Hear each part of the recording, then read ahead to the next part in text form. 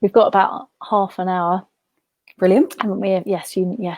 So hello, everybody. Hi, everyone. I am Catherine Gallagher, and today I am joined by the wonderful Natalie. And Natalie, I've known you for a few years now, haven't I? Yeah, I think we met. Where did we meet? 5 years ago. Probably at a network. It was It was the chocolate making. Wow. Yeah, it was at Rosemary Schrager's. Chocolate making, and I was there with Cheeky. Yeah, I was doing some business development work for them at that time. And that's how we met. And then we've had so many lovely conversations since then. We have, and I mean, it must have been about 4 years ago, I think. Maybe I think 5. Is it 5? Gosh, I think so. Yeah. So just for those of you who don't know, every week I am doing a Facebook Live with someone in our community, and really just finding out about their entrepreneurial journey, so we can all learn from each other and help each other. And today I'm going to talk to Natalie and hear about, so actually, can you just start by telling us a little bit about because you've done all sorts of things, and I have done all sorts of things. Yeah, which is really cool. And so tell me, how did you start in business? What did you do? Why did you do it? So I started when I was 25, and I was working for myself. I've been self-employed since leaving uni. I trained as a singer and did a music degree in Manchester. And when I came out, I was offered a singing teaching job by one of my old singing teachers, who's sadly not here anymore. And I said to her, no, I didn't want to do it. I was like, no, I can't teach singing. But I did do it, and it really started from there. So I was I was teaching individual pupils singing. I taught in schools. I did it for 8 years, and what started happening was I loved the creativity, but I also began to understand that I loved the back end of a business. I learned how to create spreadsheets.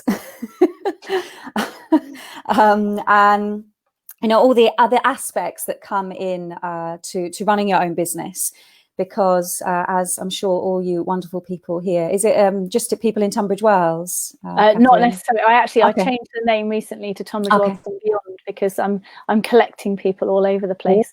That's nice. To all you people. I think we've got someone from Australia most recently. And I guess one of the themes is all around, it's around business as a force for good, which I know we've sort of spoken about before, around how business can make a positive impact. So that's kind of general theme. So business, most people are local. Okay. Yes, I noticed Matt was in here from Fine Grind, giving him a little bit of a shout out. So I was just like exploring, like learning that I really loved the aspect of the back end of what you had to do, and learning new skills. That was, I suppose, the first key wake up to me that I was an entrepreneur. I don't really use that word anymore, but running a business, running every aspect of that single led business. So then I was like, how can I grow this business? Because that's what happens, right? We want to grow, we want to make more of an impact.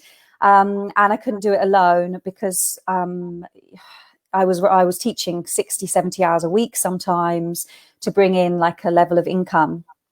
So I started employing some other teachers. They were all local teachers, and then started bringing in groups.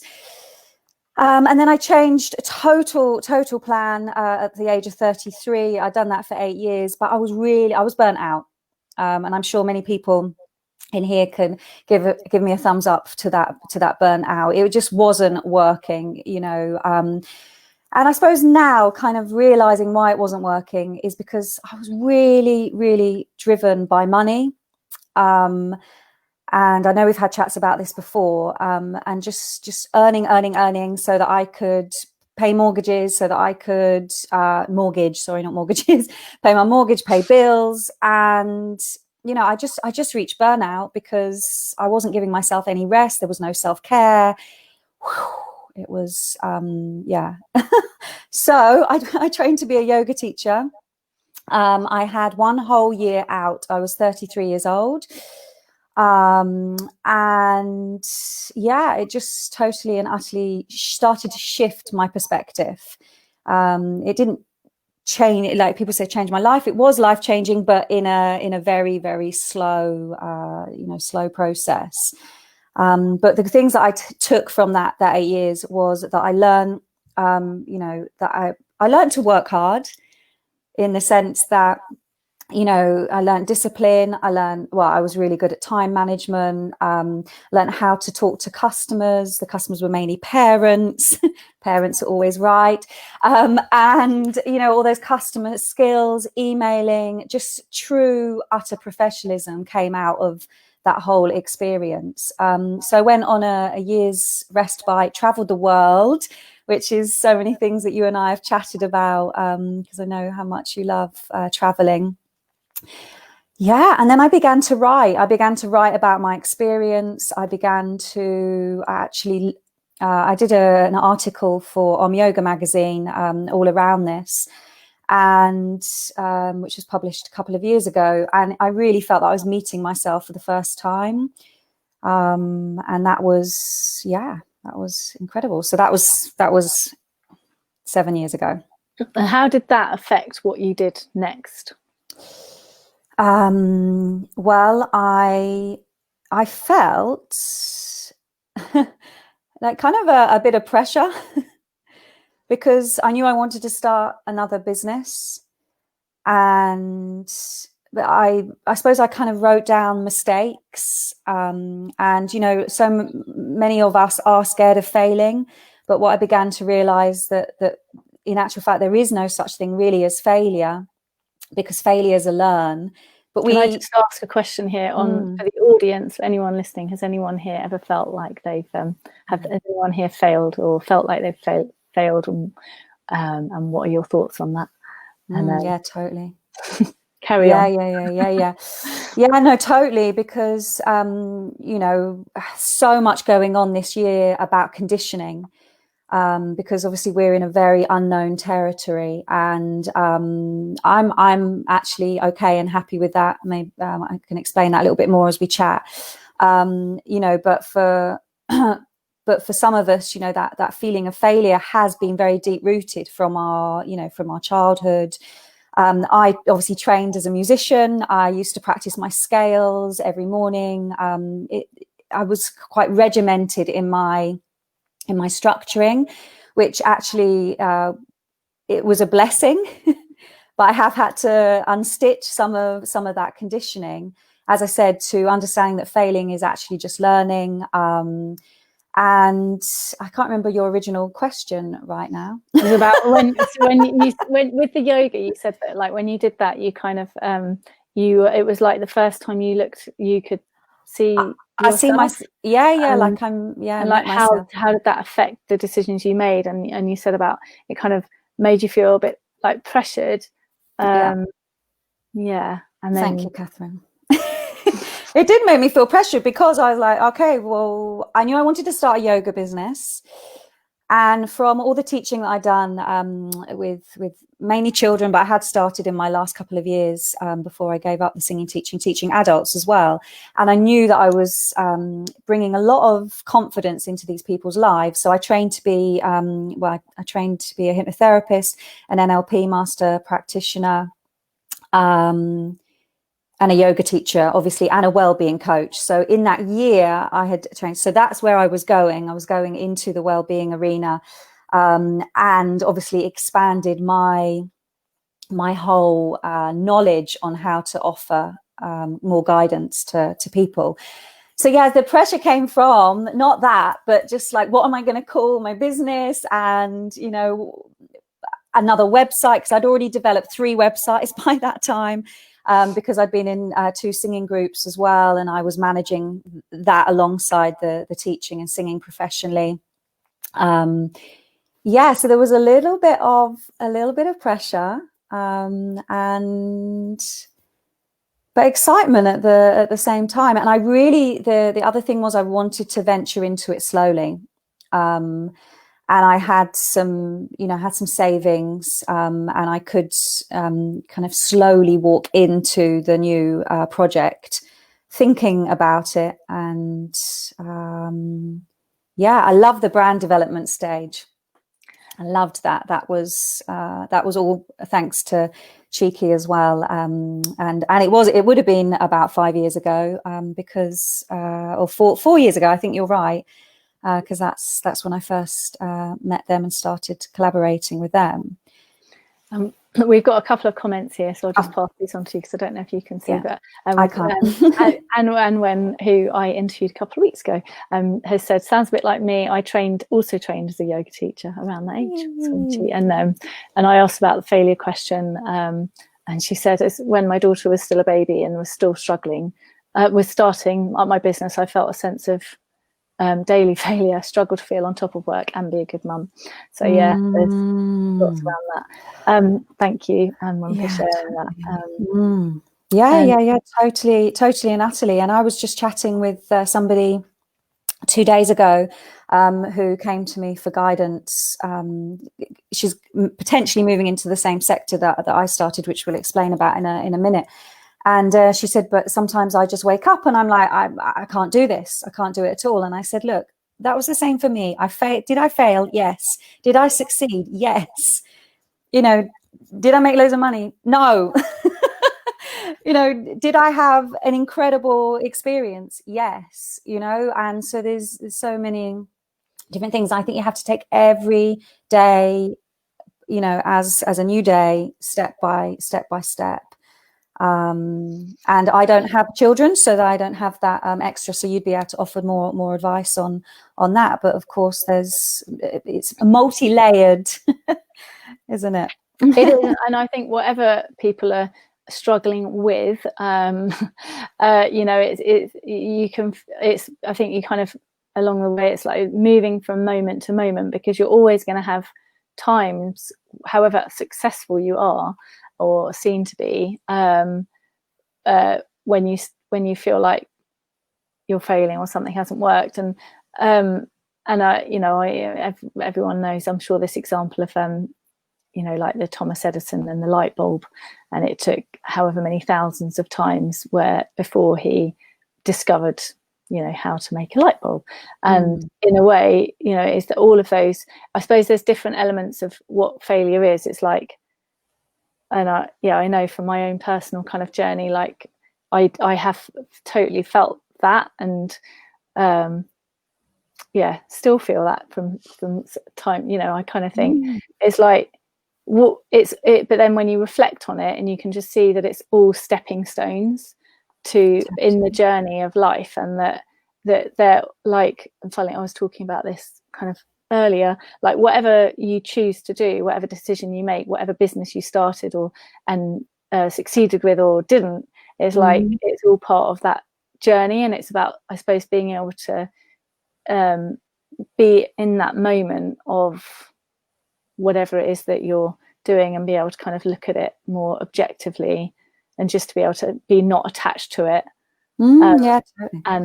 And also to know when to, and I know this is a conversation we had recently about letting go, like knowing when to let go of something, so that you can create space and room to like move on to the next thing, which can be a really challenging thing, I think.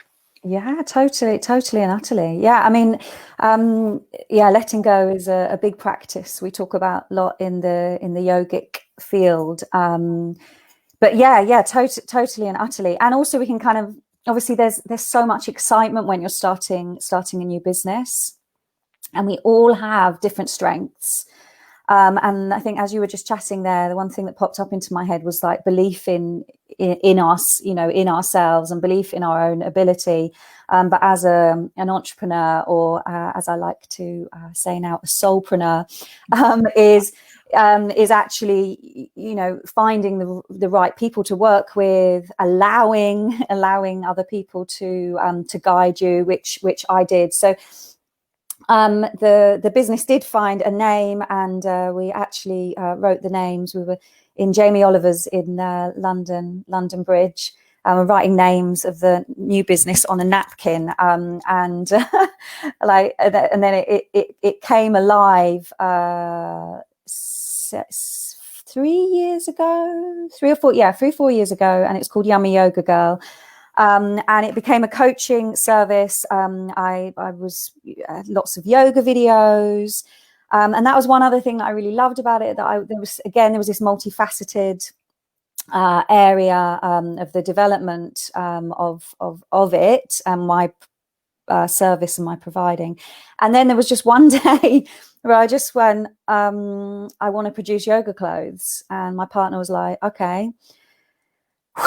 And I went into an absolute tunnel of unknown, but I just knew that I wanted to provide something to women out there. So it was all around being bold and courageous and being brave enough to make decisions, and to celebrate natural beauty. So I created a range of yoga clothes. I've created 4 collections in the last 4 years, and it just led me down a path, Catherine, that I just I don't know what happened at all, but it just felt like I was being driven, and that the ideas were correct, and I learned so many new skills. It was, incredible to Google, how to present yourself as an online business. Actually, I knew nothing. I knew nothing about, and I suppose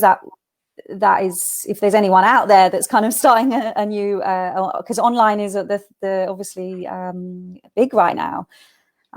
It's how we're all communicating. That it's fun, but you have to be patient, because there's a lot to learn. What are the top, say, 3 lessons that you feel like you learned from Yummy?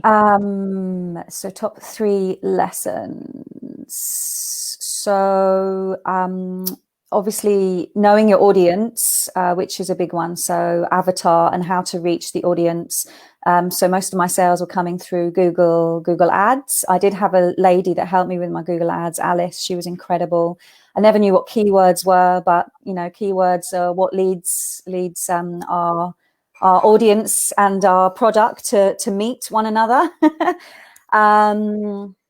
Patience is just a big thing around patience, and having patience with yourself, having patience with others. And then I just want to say celebration, because I think that's very least explored. And every time I would have a sale, my partner and I would do high five, even maybe a little sale dance. And each time it happened, it was just incredible, because to produce a product from scratch to, to obviously getting it online, I also have them in certain shops as well, the products now. To that recognition that somebody has ordered it, somebody has loved it, somebody, is wearing it, and it needs to be celebrated. And I think that's kind of not done so much, because people get so caught up in the day-to-day running of the business, or the worry. I love that. And so just to recap then, so it was kind of knowing your audience, patience, and then celebration. Patience with yourself.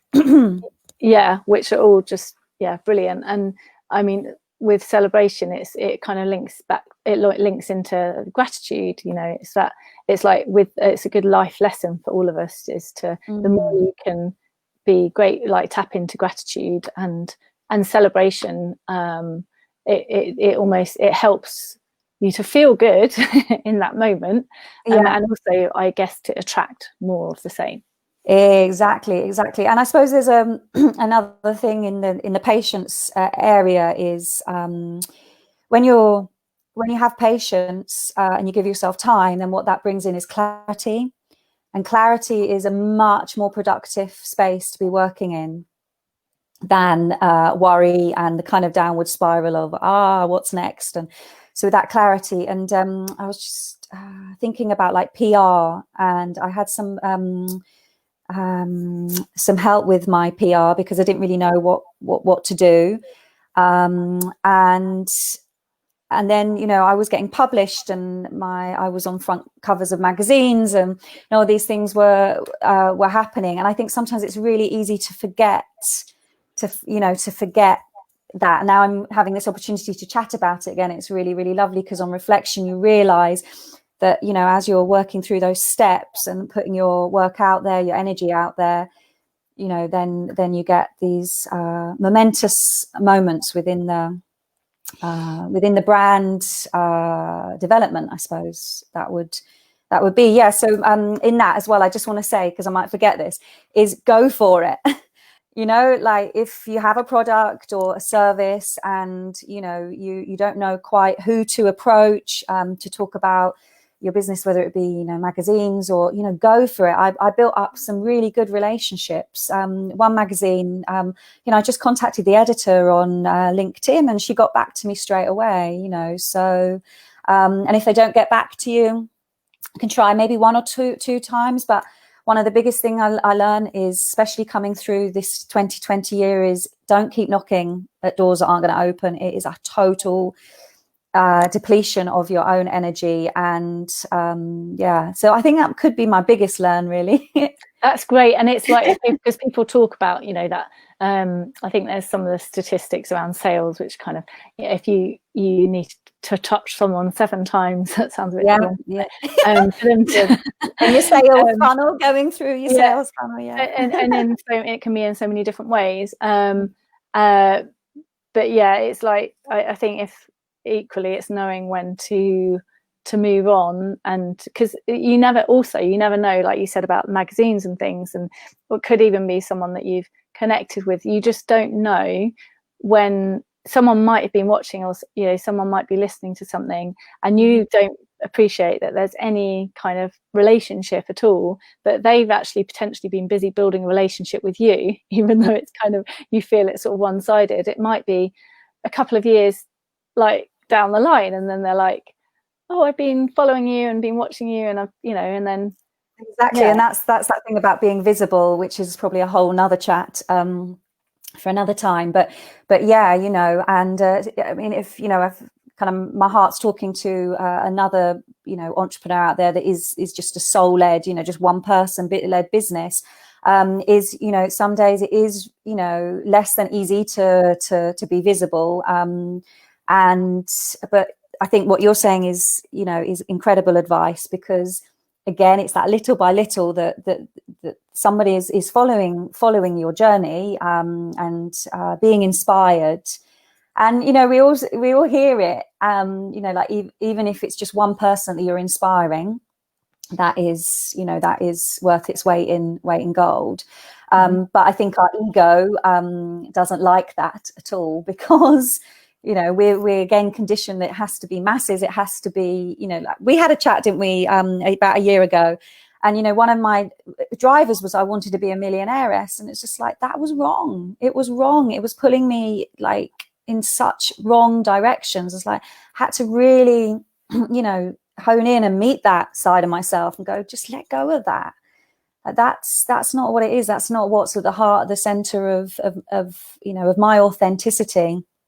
So many shifts have happened. Yeah, well, I thank you very much, because that chat that you and I had was incredible. And also, what happens is when you vocalize, like have somebody like I have, Catherine, as we just have our chats, don't we? And you've got somebody like that to vocalize and actually talk out your blurness, all the stuff that's going on in your head. That makes an incredible shift in impact. And you can also see things in a different, you know, in a different light. For businesses where they've got teams, you know, then you strategize and you have team meetings. But for somebody that's similar to me, that's just running a business by themselves, these kind of chats are really important, and tuning in with things like this and podcasts, and yeah, finding people that inspire you, you know, light you up in the right way, and they're talking your language.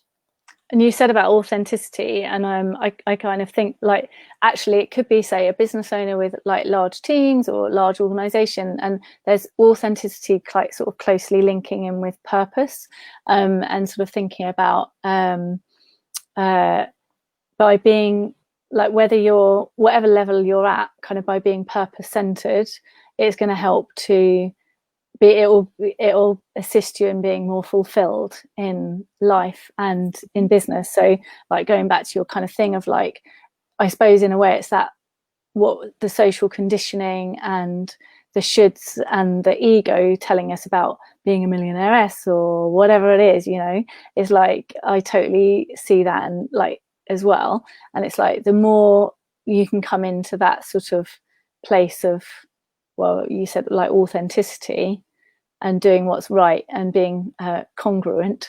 Yes, yeah, great word. You know, it kind of, it drives you forward in the right direction for you, rather than what you think is the right direction, or what you think tells us the right direction. It's like it's like the more we can all come into ourselves and into our truest selves, and to pay and to follow our intuition.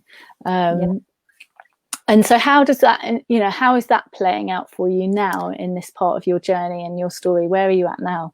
Yeah, it's really, really incredible. And one thing that I just want to say is that when we're kind of repeating that, let me use my example again of the millionairess, and my bar had been so high that all I was meeting each time was disappointment, you know, and that is just so degrading. So I just wanted to kind of to mention that if anyone is feeling that feeling of like climbing a ladder and not quite getting, you know, to where they need to get to. So I love that idea of following your intuition and everything being kind of aligned and congruent to your values. So it's I'm much more open and honest in terms of my own how I now run my day-to-day basis. I give myself a lot more time off. And that's kind of been happening in the last 6 months. And I know that this, you know, may sound, I just think to actually give ourselves time off, people even don't let themselves have that. And then there's guilt that comes up, you know, and we have to keep meeting these, you know, aspects. So what kind of happened? So the beginning of the year, I was asked to be a radio show presenter for a new radio show called Wellbeing Radio. And that was really incredible because part of the change for me at the beginning of the year was I needed to speak my truth more. I was hiding still from certain aspects of my beliefs that I felt, in actual fact, putting them out into the world, I may still be judged. The J word. Okay, so so now it's like I don't give a damn what anyone else thinks. I'm doing everything from my soul's purpose. And now I help other, so I've set up another business. So Yummy Yoga Girl is still alive, but I'm selling wholesale. So that's the other thing with business. That's what I love about, I love business because there's always finding creative outlets. So if you think something's coming to an, you know, the one aspect is coming to an end, like you said, another new idea comes in and then you roll with that idea. And to me, that is like what is so exciting about being an entrepreneur, and what makes us, you know, we're kind of like fear busters, aren't we? Really, we kind of just go we kind of bust through that fear, and, you know, we trust the instinct so much that it's right, and, you know, keep going. So I set up a year ago another website, which is all about soul-led, building a soul-led business. And it's all for women. But it doesn't mean that the males in this world don't have an influence of my work, because they will, on a kind of a ricochet level of when females become more in tune with themselves and more truthful, then they go and share that with their partners, with their brothers, you know, with the males in their family. So, but obviously I'm a woman, so I know how women tick. And yeah, so I'm guiding women to find their souls, their kind of soul purpose of what they were born here to do and to shine. And obviously being a radio presenter is amazing because I now have an outlet to speak that to masses, hopefully. I'm starting my own podcast. That's my next venture, and I am writing a book. Ooh. Oh, yeah. We could talk all day, couldn't we? So talk all day, yeah. I'm mindful of time. So can So you share in your in the comments about your, like, where people can find out more about you, and what support would you say you need, or would you find most valuable, either from our community or that you would like to offer? For me? Yeah, for you, and both ways. Yeah. Totally. Yeah. Oh, I know. I could talk forever. It feels like always there's so much, there's so much to say and share. And I think that's why, writing blogs is really important, because obviously then you've got that outlet for people to go and check other levels of your work and get more in-depth information, I suppose. Yes. Yeah. Cool. So your what's the website called? Your website now? So my website is cosmicsoulschool.com, and then I have an academy as well, which is cosmicsoul.podius. That's where all my online programs are.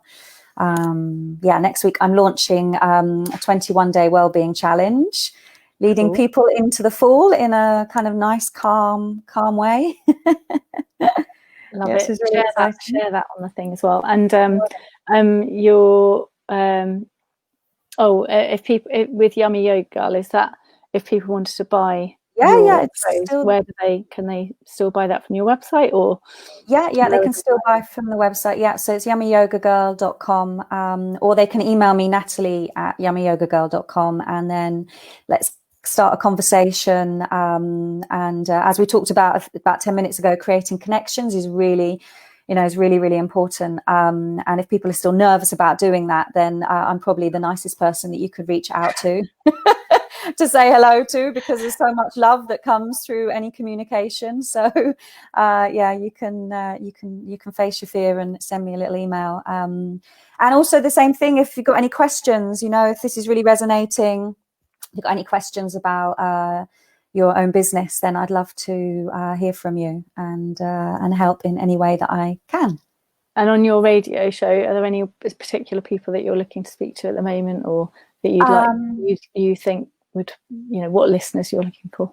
Yeah. So the radio show is all around. That's all right. Kind of sisterhood and women embracing other women and helping each other to grow and rise. If anyone would like to connect with me and be a guest, if you've got your own business, that would be incredible. I love sharing those stories. Or I suppose there's any niches. So in October, I'm talking to magical women. So people that and writers as well. I'm very open to any woman who's really kind of, what I say, got an idea and grown it from nothing into something. That's really where my passion lies, in sharing your story. Brilliant, thank you. Getting out there and known. I was just getting this out of my drawer. Yay! I love the back. Yeah, it's so cool. Yeah, that's just one of the beautiful items that I've tasted. Yeah. And there's, it's so comfy, isn't it? So it is, yeah.